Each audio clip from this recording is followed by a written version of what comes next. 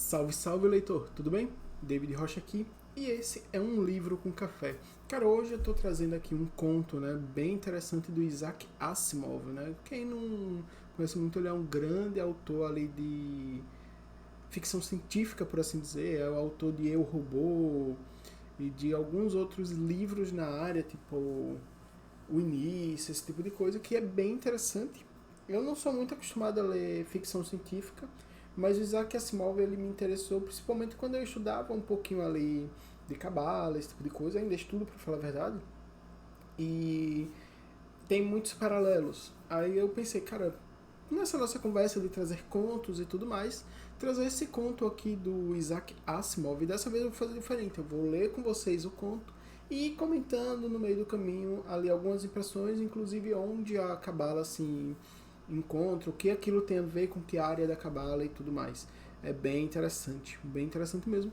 Como sempre, o conto estará aí no nosso blog, né? Eu vou deixar o link aí nos comentários fixados para você poder ver o conto na íntegra e tranquilamente. Digo, fique até o final, porque a conclusão é muito massa, mas tem que pegar ali todas as nuances, né, que vai acontecendo. E antes de começarmos, se você ainda não é inscrito no canal, considere se inscrever, deixar aquele like e compartilhar com seus amigos, nos grupos, Instagram e tudo mais. O canal tá voltando agora e a gente vai tá crescendo bastante aí. Vamos estar trazendo daqui a pouco novamente as animações. Então, conto com a ajuda de vocês que vai valer muito a pena. E deixa aí nos comentários, você já conhecia a última pergunta? Vamos lá, vamos lá, vamos lá. Vamos aqui para a última pergunta do senhor Isaac Asimov, né? Então, pessoal, como eu disse, eu primeiro irei lê-la e depois eu trago com vocês e durante a leitura eu vou trazendo as impressões e as últimas coisas. Lembrando, é ficção científica, então tende a acontecer sempre no futuro, né? No futuro e tal. Para acompanhar a nossa leitura, hoje um café expresso com aroma de amêndoas torradas lá daquela coleção da Baggio que eu falei. Vou deixar o link aí na descrição do vídeo para vocês conhecerem. Se quiser adquirir, ajuda o canal, né? Vamos lá, vamos lá. A última pergunta de Isaac Asimov. Vamos lá? A última pergunta de Isaac Asimov.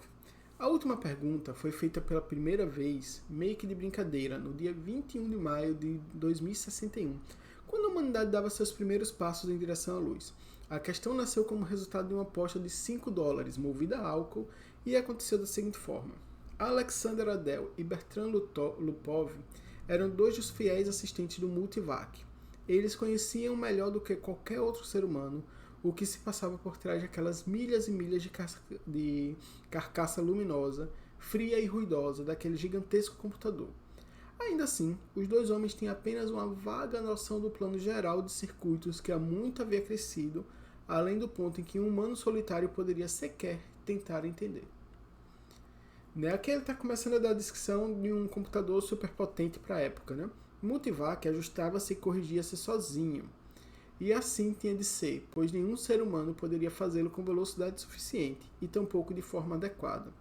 Desse modo, Adel e Lupov operavam o gigante apenas sutil e superficialmente, mas, ainda assim, tão bem quanto era humanamente possível. Eles o alimentavam com os novos dados, ajustavam as perguntas de acordo com as necessidades do sistema e traduziam as respostas que lhes eram fornecidas. Os dois, assim como seus colegas, certamente tinham todo o direito de compartilhar da glória que era o Multivac. Por décadas, Multivac ajudou a projetar as naves e enredar as trajetórias que permitiram ao homem chegar à Lua, Marte e Vênus, mas para além desses planetas, os parcos recursos da Terra não foram capazes de sustentar a exploração. Fazia-se necessário uma quantidade de energia grande demais para as longas viagens. A Terra explorava suas reservas de carvão e urânio com eficiência crescente, mas havia um limite para a quantidade de ambos. Aqui, além de ter toda essa coisa da viagem espacial, também tem um pouco a ver com a mística da Cabala, né? Que as Sephiroth da Cabala são ligadas simbolicamente aos planetas. Então a Terra seria o plano físico ali que a gente está, onde pode trabalhar, E os outros planos a gente tende a conseguir com a nossa energia física e tal, mas a partir de um determinado momento precisa de algo mais espiritual, algo mais energético, né? É mais ou menos isso aqui que também está sendo dito. No entanto, lentamente Multivac acumulou conhecimento suficiente para responder questões mais profundas e com maior fundamentação. E em 14 de maio de 2061, o que não passava de teoria tornou-se real. A energia do Sol foi capturada, convertida e utilizada diretamente em escala planetária. Toda a Terra paralisou suas usinas de carvão e fissões de urânio, girando a alavanca que conectou o planeta inteiro a uma pequena estação de 1 milha de diâmetro, orbitando a Terra a metade da distância da Lua. O mundo passou a correr através de feixes invisíveis de energia solar. Isso foi antes, né? O conto foi escrito antes da gente ter conhecimento das placas solares, ok? As placas solares que a gente usa hoje em dia não chega a esse nível, mas também ele está falando aqui da captação do prana, né? Que é a energia do não só da energia solar física, mas do prana, que é uma energia mística que o Sol emana, que faz, segundo muitos místicos, é o que leva o que ajuda a existir a vida, né? 7 dias não foram suficientes para diminuir a glória do feito de Adel e Lupov. Finalmente, do feito. E Adel e Lupov finalmente conseguiram escapar das funções públicas e encontrar-se em segredo onde ninguém pensaria em procurá-los. Nas câmaras desertas subterrâneas onde se encontravam as porções do esplendoroso corpo enterrado de Multivac. Subutilizado, descansando e processando informações com estalos preguiçosos. Multivac também havia recebido férias, e os dois apreciaram isso. A princípio, eles não tinham intenção de incomodá-lo. Havia trazido uma garrafa consigo, e uma única preocupação de ambos era relaxar na companhia um do outro e da bebida. É incrível quando se para pensar, disse Adele. Seu rosto largo guardava as linhas da idade e ele agitava seu drink vagarosamente, enquanto observava os cubos de gelo nadando desengonçados. Toda a energia que for necessária, de graça. Completamente de graça. Energia suficiente, se nós quiséssemos, para derreter toda a Terra em uma grande gota de ferro líquido. E ainda assim não sentiríamos falta da energia utilizada no processo. Toda a energia que nós poderíamos um dia precisar para sempre e eternamente. Lupov movimentou a cabeça para os lados. Ele costumava fazer isso quando queria contrariar. E agora ele queria, em parte porque havia tido de carregar o gelo e os utensílios. Eternamente não, ele disse. Ah, diabos, quase eternamente, até o sol se apaga, Bart. Isso não é eternamente. Está bem, bilhões e bilhões de anos, 10 bilhões talvez, está satisfeito? Lupov passou os dedos entre os seus finos dedos de cabelo como que para assegurar de que o problema ainda não estava acabado, tomou um gole da gentil bebida e disse: 10 bilhões de anos não é a eternidade. Bom, vai durar pelo nosso tempo, não vai? O carvão e o urânio iriam também. Está certo, mas agora nós podemos ligar cada nave individual na estação solar e elas podem ir até Plutão e voltar 1 milhão de vezes sem nunca nos preocuparmos com combustível. Você não conseguiria fazer isso com carvão e urânio. Se não acredita em mim, pergunte a Multivac. Não preciso perguntar a Multivac, eu sei disso. Então trate de parar de diminuir o que Multivac fez por nós, disse Adele nervosamente. Ele fez tudo certo. E quem disse que não fez? O que estou dizendo é que o Sol não vai durar para sempre. Isso é tudo o que estou dizendo. Nós estamos seguros por 10 bilhões de anos. Mas e depois? Lupov apontou um dedo levemente trêmulo para o companheiro e não venha me dizer que iríamos trocar de sol. É interessante que, assim, essa parte, por mais que pareça um diálogo perdido entre dois que só querem se contrariar, ela mostra um pouquinho a evolução ali do ser humano que não entende que no final tudo vai ter um fim sim, né? Nem que seja, segundo os místicos, tudo voltar a um. E segundo a ciência, né, tudo vai se apagar um dia, até o sol se apaga. Então, é bem interessante. Houve um breve silêncio. Adele levou o copo aos lábios apenas ocasionalmente e olhou Lupov se fechar. Houve um breve silêncio. Adele levou o copo aos lábios apenas ocasionalmente e os olhos de Lupov se fecharam, descansaram um pouco e quando suas pálpebras se abriram, disse: Você está pensando que iremos conseguir outro sol quando o nosso estiver acabado, não está? Não, não estou pensando. É claro que está, você é fraco de lógica, esse é o seu problema.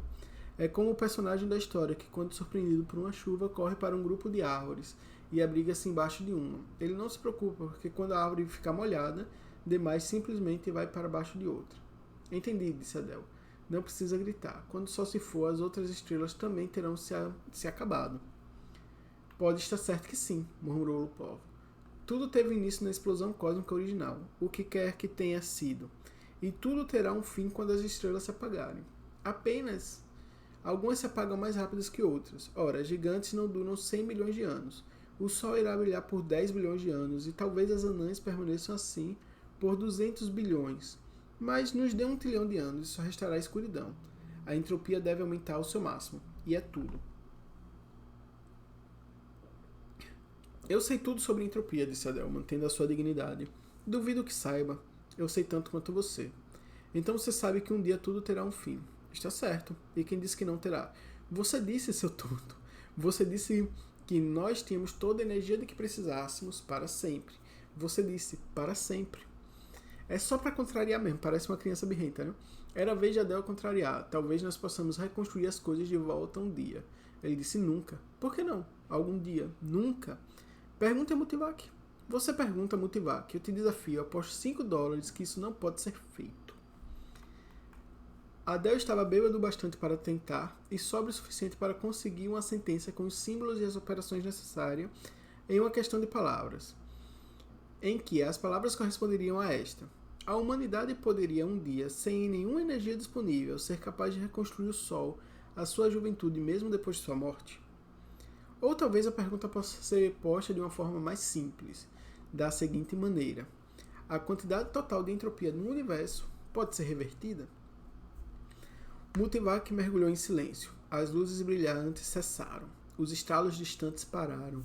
E então, quando os técnicos assustados já não conseguiam mais segurar a respiração, houve uma súbita volta à vida no visor integrado daquela porção do Multivac.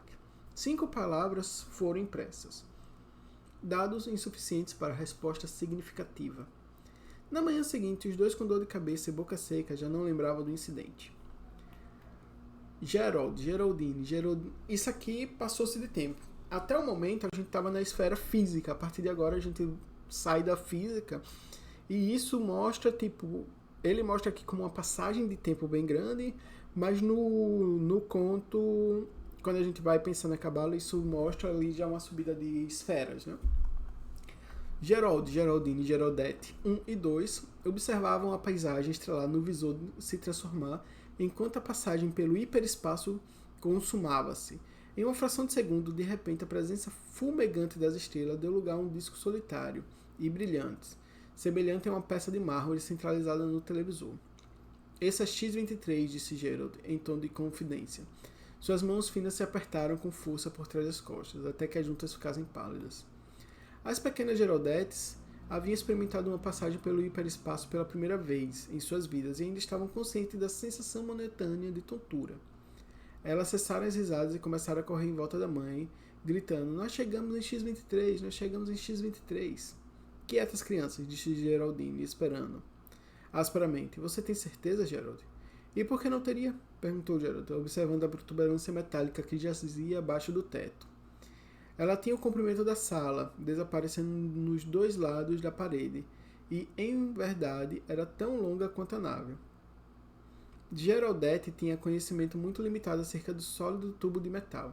Sabia, por exemplo, que se chamava microvac, que era permitido lhe fazer questões quando necessário, e que ele tinha a função de guiar a nave para um destino pré-estabelecido, além de reabastecer-se com a energia de várias estações subgalácticas e fazer os cálculos para os saltos de hiperespaço.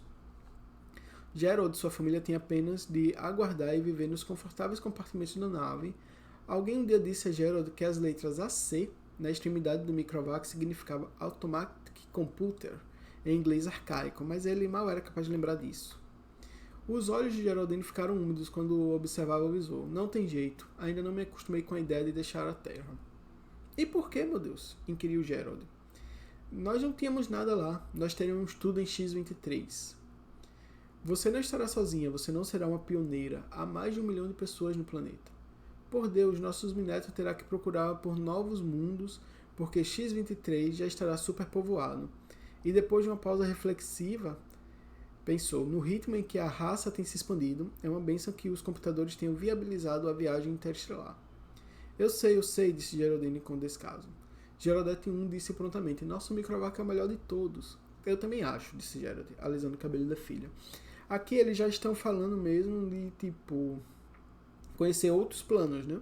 Se você pensa ali nas galáxias como planos, ter um microvac próprio produzia uma sensação aconchegante em Gerald e o deixava feliz por fazer parte daquela geração e não da outra. Na juventude de seu pai, os únicos computadores haviam sido máquinas monstruosas, ocupando centenas de milhas quadradas, e cada planeta abrigava apenas um. Eram chamados de A6 planetários. Durante 1 milhar de anos eles só fizeram aumentar de tamanho, até de que súbito veio o refinamento. No lugar dos transistores, foram implementadas as válvulas moleculares, permitindo que até mesmo o maior dos A6 planetários fossem reduzidos a metade do volume de uma espaçonave. Gerald sentiu-se elevado, como sempre acontecia quando pensava em seu microvac. Pessoal, era muitas vezes mais complexo do que o antigo e primitivo multivac que pela primeira vez domou o Sol, e quase tão complexo quanto o AC planetário da Terra, o maior de todos, quando esse solucionou o problema da viagem hiperespacial e tornou possível ao homem chegar às estrelas. Tantas estrelas, tantos planetas, pigarreou Geraldine, ocupado em seus pensamentos. Eu acho que as famílias estarão sempre à procura de novos mundos, como nós estamos agora. Não para sempre, disse Gerald com um sorriso. A migração vai terminar um dia, mas não antes de bilhões de anos. Muitos bilhões, até as estrelas têm um fim. Você sabe, a entropia precisa aumentar. O que é entropia, papai? Geraldette 2 perguntou, interessada. Entropia, meu bem, é uma palavra para o nível de desgaste do universo. Tudo se gasta e acaba. Foi assim que aconteceu com o seu robôzinho de controle remoto, lembra? Você não pode colocar pilhas novas em meu robô? As estrelas são as pilhas do universo, querida. Uma vez que estiverem acabadas, não haverá mais pilhas. Geraldette 1 se prontificou a responder. Não deixe, papai. Não deixe que as estrelas se apaguem. Olha o que você fez, sussurrou Geraldine desesperada. Como é que eu ia saber que elas iam ficar assustadas? Gerald sussurrou de volta. Pergunta ao microvac, propôs Geraldette 1. Pergunte a ele como acender as estrelas de volta. Vai em frente, disse Geraldine. Ele vai aquietá-las. Geraldette 2 já estava começando a chorar. Então aqui você vê aquela coisa da... meio que da tríade, né? A emoção ali e também o lado mais prático da coisa começando a acontecer. É interessante, o lado mais mental. Gerald se mostrou incomodado. Bem, meus anjinhos. Vou perguntar ao microvac. Não se preocupe. Ele vai nos ajudar. Ele fez a pergunta ao computador adicionando, imprima a resposta. Gerald olhou para o fino pedaço de papel e disse alegremente, viram? O microvac disse que irá cuidar de tudo quando a hora chegar, então não há por que se preocupar. Geraldine disse, e agora crianças, é hora de ir para a cama, em breve nós estaremos no nosso novo lar. Gerald leu as palavras no papel mais uma vez antes de destruí-lo, dados insuficientes para uma resposta significativa. Ele deu de ombros e olhou para o televisor. X-23 estava logo à frente. Né? Aqui a gente já vai para uma outra passagem de tempo, que aí tipo, as pessoas já nem é mais por nome, é por número. Né? VJ23X de Lenef fixou os olhos nos espaços negros de um mapa tridimensional em pequena escala da galáxia e disse, me pergunto se não é ridículo nos preocuparmos tanto com essa questão. Aqui eles já estão ali no nível central da árvore da vida. Né? Eu vou deixar a imagem passando, chamada de Tiferet. Ele já tem uma forma de se comunicar com o astral mais fácil e já tem imortalidade. Né? É uma coisa interessante nessa parte. Me pergunto se não é ridículo nos preocuparmos com essa questão. MK17J de Nicron balançou a cabeça. Creio que não. No presente ritmo da expansão, você sabe que a galáxia estará completamente tomada dentro de 5 anos. Ambos pareciam estar em seus 20 anos. Ambos eram altos e tinham corpos perfeitos. Ainda assim, disse VJ23X, hesitei em enviar um relatório pessimista ao Conselho Galáctico. Eu não consigo pensar em outro tipo de relatório, agite-os. Nós precisamos chacoalhá-los um pouco. VJ23X suspirou. O espaço é infinito. 100 bilhões de galáxias estão à nossa espera. Talvez mais. 100 bilhões de galáxias não é o infinito. E está ficando menos ainda a cada segundo. Pense. Há 20 mil anos, a humanidade solucionou pela primeira vez o paradigma da utilização da energia solar. Ou seja, passou-se 20 mil anos desde lá do multivac solucionar, né, como usar a energia solar. E poucos séculos depois, a viagem interestelar tornou-se viável. A humanidade demorou 1 milhão de anos para encher um mundo pequeno, e depois disso 15 mil anos para abarrotar o resto da galáxia. Agora a população dobra a cada 10 anos. VJ23 se interrompeu. Devemos agradecer a imortalidade por isso. Muito bem, a imortalidade existe e nós devemos levá-la em conta. Admito que ela tenha seu lado negativo. O AC Galáctico já solucionou muitos problemas, mas ao fornecer a resposta sobre como impedir o envelhecimento e a morte, sobrepuxou todas as outras conquistas. No entanto, suponho que não gostaríamos de abandonar a vida. Nem um pouco, respondeu MK17J. Emendando, ainda não, eu não sou velho o bastante. Você tem quantos anos? 223 anos e você ainda nem cheguei aos 200. Mas voltando à questão, a população dobra a cada 10 anos. Uma vez que a galáxia estiver lotada, haverá uma outra cheia dentro de 10 anos. Mais 10 anos teremos ocupado mais 2 galáxias. Em outra década, encheremos mais 4. Em 100 anos, contaremos em milhar de galáxias transbordando de gente. Em 20 mil anos, 1 milhão de galáxias. Em 10 mil anos, todo o universo conhecido. E depois? VJ23 disse, além disso, há o problema de transporte. Eu me pergunto quantas unidades de energia solar serão necessárias para movimentar a população de uma galáxia para outra. Boa questão.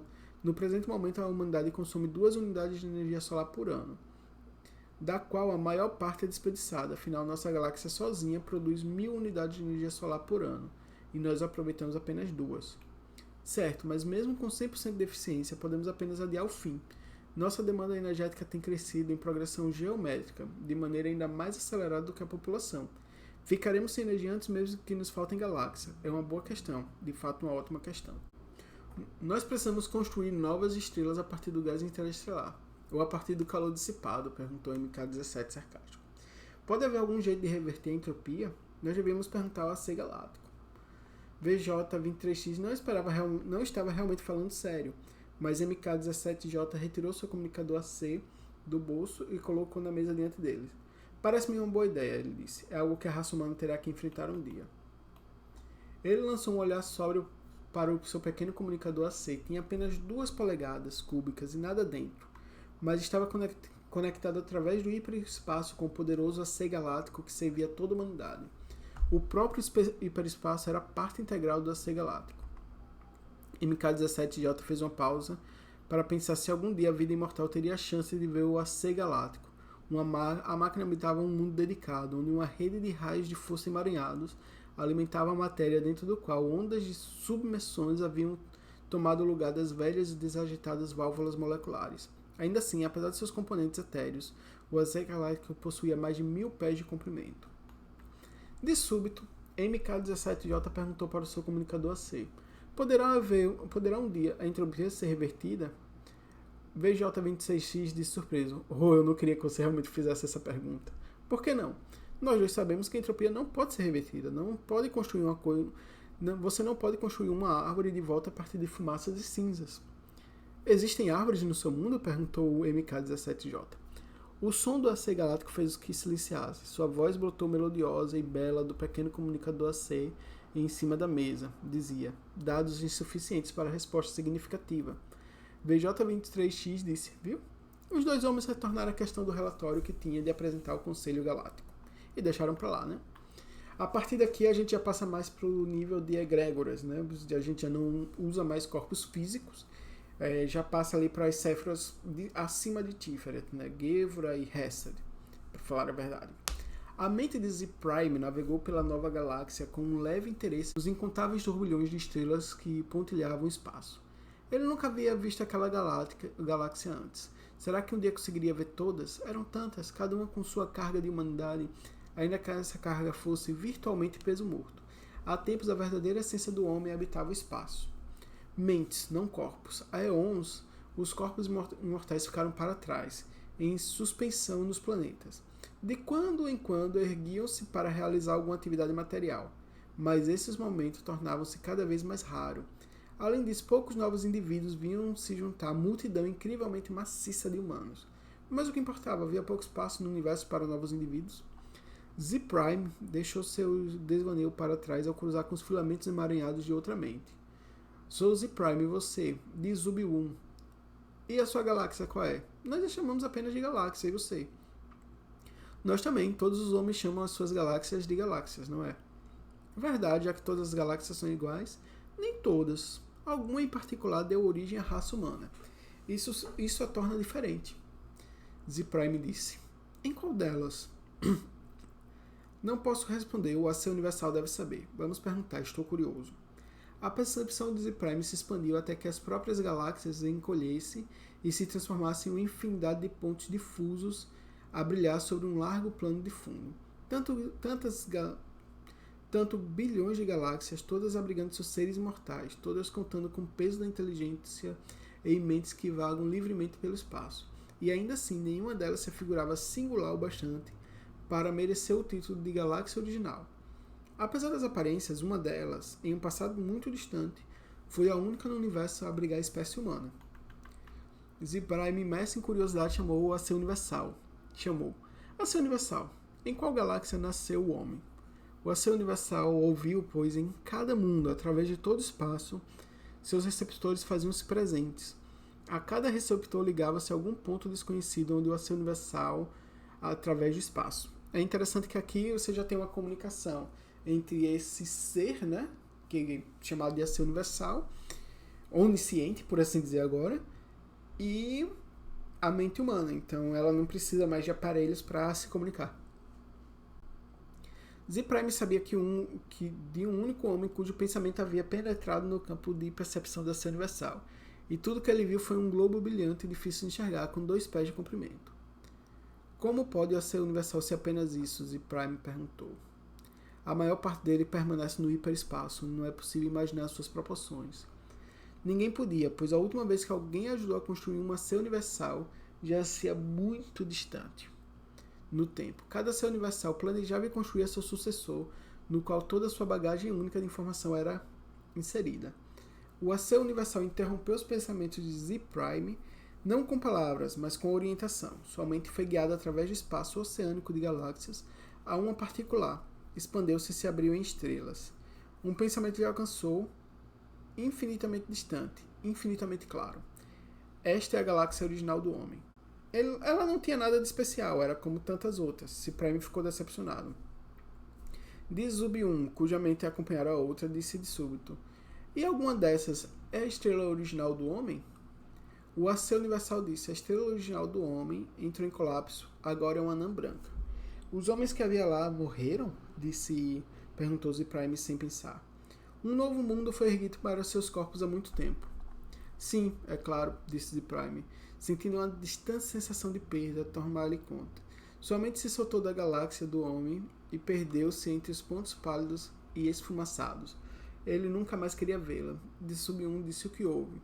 As estrelas estão morrendo. Aquela que serviu de berço à humanidade já está morta. Todas devem morrer, não? Sim. Mas quando toda a energia acabar, nossos corpos irão finalmente morrer. E você e eu partiremos juntos com eles. Vai levar bilhões de anos. Não quero que isso aconteça nem em bilhões de anos. A ser universal, como a morte das estrelas pode ser evitada? De Zub-1 disse perplexo. Você perguntou se havia como reverter a direção da entropia? Você vê que essa pergunta é meio que um tabu, né? O AC Universal respondeu. Ainda não há dados suficientes para uma resposta significativa. Os pensamentos de Z-Prime retornou para sua galáxia. Não dispensou mais atenção a de Zub-1, cujo corpo poderia estar a trilhões de anos-luz ou numa estrela vizinha do corpo de Z-Prime. Não importava. Com a tristeza, Z-Prime passou a coletar hidrogênio interestelar para construir uma pequena estrela para si. Se as estrelas devem morrer, ao menos algumas ainda podiam ser construídas. Passa novamente o tempo e aí agora a gente... Veja que até o momento você tinha sempre 2 pessoas conversando. A partir de agora você já não tem mais isso, tá? É uma coisa mais um só. É aquele princípio da alquimia que todo é um, né? O todo é um. A partir de agora começa esse princípio a funcionar, que já chega ali na Séfira de Horma, né? O homem pensou consigo mesmo, pois de alguma forma ele era apenas um. Consistia de trilhões, trilhões e trilhões de corpos muito antigos, cada um em seu lugar, descansando incorruptível e calmamente sob os cuidados de autônomos perfeitos, igualmente incorruptíveis, enquanto as mentes de todos os corpos haviam escolhido se fundir umas às outras indistintamente. O universo está morrendo. O homem olhou as galáxias opacas, as estrelas gigantes e esbanjadoras. Há muitos já não existiam. Desde o passado mais remoto, praticamente todas as estrelas consistiam em anãs brancas, lentamente esvairando-se em direção à morte. Novas estrelas foram construídas a partir de poeira interestelar, algumas por processo natural, outras pelo próprio homem. E estas também já estavam em seus momentos finais. As anãs brancas ainda podiam colidir-se. Das enormes forças resultantes, novas estrelas nasceriam, mas apenas na proporção de uma nova estrela para cada 1000 anãs brancas destruídas, e essas também se apagariam um dia. O homem disse cuidadosamente controlada pelo AC cósmico, a energia que resta em todo o universo ainda vai durar por 1 bilhão de anos. Ainda assim, vai eventualmente acabar. Por mais que possa ser poupado, uma vez gasta, não há como recuperá-la. A entropia precisa aumentar ao máximo. Pode a entropia ser revertida?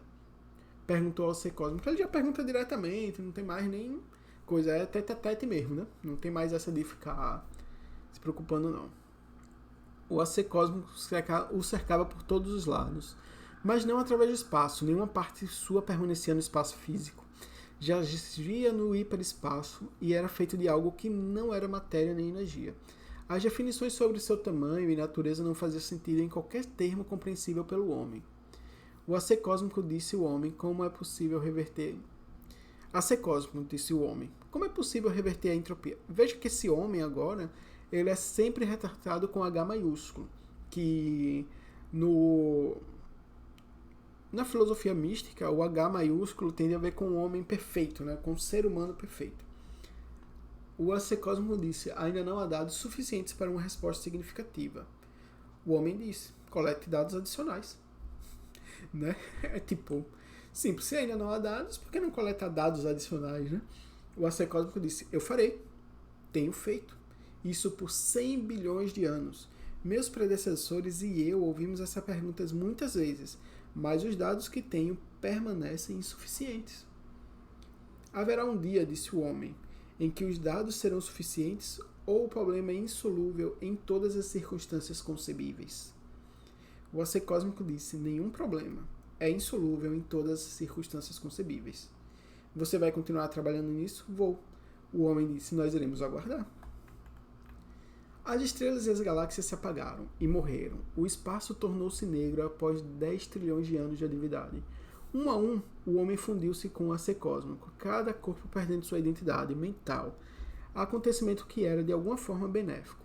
A última mente humana parou antes da fusão, olhando para o espaço vazio, a não ser pelos restos de uma estrela negra e um punhado de matéria extremamente rarefeita, agitada aleatoriamente pelo calor, que aos poucos se dissipava, em direção ao zero absoluto. O homem disse AC. Esse é o fim? Não há como reverter esse caos? Não pode ser feito? O AC disse, ainda não há dado suficiente para uma resposta significativa. A última mente humana se uniu às outras, apenas o AC passou a existir, e ainda assim no hiperespaço. A partir daí que tudo se uniu em um só, acaba gerando a última Séfira lá, né, o Keter. Como se estivesse ali, naquela que tem todo o conhecimento, tem toda coisa, mas está além do que o homem pode perceber, né? Então, ele falou que a matéria e a energia se acabaram, e com elas o tempo e o espaço.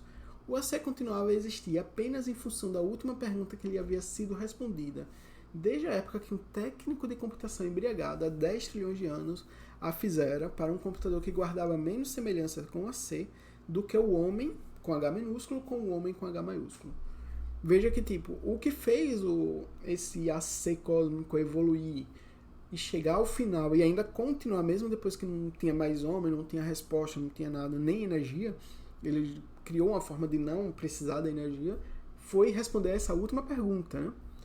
Todas as questões haviam sido solucionadas, e até que a derradeira também fosse, o AC não poderia descansar sua consciência. A coleta de dados havia chegado ao seu fim, não havia mais nada para aprender. No entanto, os dados obtidos ainda precisavam ser cruzados e correlacionados de todas as maneiras possíveis. Um intervalo imensurável foi gasto nesse empreendimento. Finalmente, o AC descobriu como reverter a direção da entropia. Não havia homem algum para quem o AC pudesse dar a resposta final, mas isso não importava. A resposta, por definição, também tomaria conta disso. Por outro incontável período, O AC pensou na melhor maneira de agir cuidadosamente. O AC organizou o programa. A consciência do AC abarcou tudo que o universo foi um dia e tudo que ele era agora, o caos. Passo a passo, isso precisava ser feito. E o AC disse, faça-se a luz. E fez luz. Então, eu não vou chegar a uma conclusão, tá? Eu vou deixar que vocês aí no comentário, no vídeo, cheguem a uma conclusão da última pergunta e também, tipo, dessa resposta. O que você acha que o autor quis dizer com isso? Quero saber de vocês, beleza? Vamos continuar conversando, é bem bacana. Esse conto, cara, é um conto que eu acho, assim, extremamente legal, tá ligado? Eu já li ele algumas vezes, principalmente porque eu gosto um pouco de ficção científica, eu gosto de astronomia, eu gosto de misticismo, eu gosto de Kabbalah. Então, esse conto ele pega tudo isso e traz em um determinado ponto. Mas eu quero ver de vocês aí embaixo nos comentários. Vamos conversar sobre a última pergunta, beleza? Não se esqueça de se inscrever no canal, caso você ainda não seja inscrito. Compartilhar esse vídeo com seus amigos que gostam de ficção científica, que gostam de misticismo, né? É um conto que abarca muito bem essas nuances dos dois temas, que muitas vezes, né, são dois temas que se complementam bastante, apesar que a galera acha que não, no final das contas, mas eles são bem parecidos, né? Beleza, pessoal? Lembra de se inscrever no canal, deixar os comentários aí que ajuda bastante, compartilhe e deixa o like. Até a próxima. Tchau, tchau.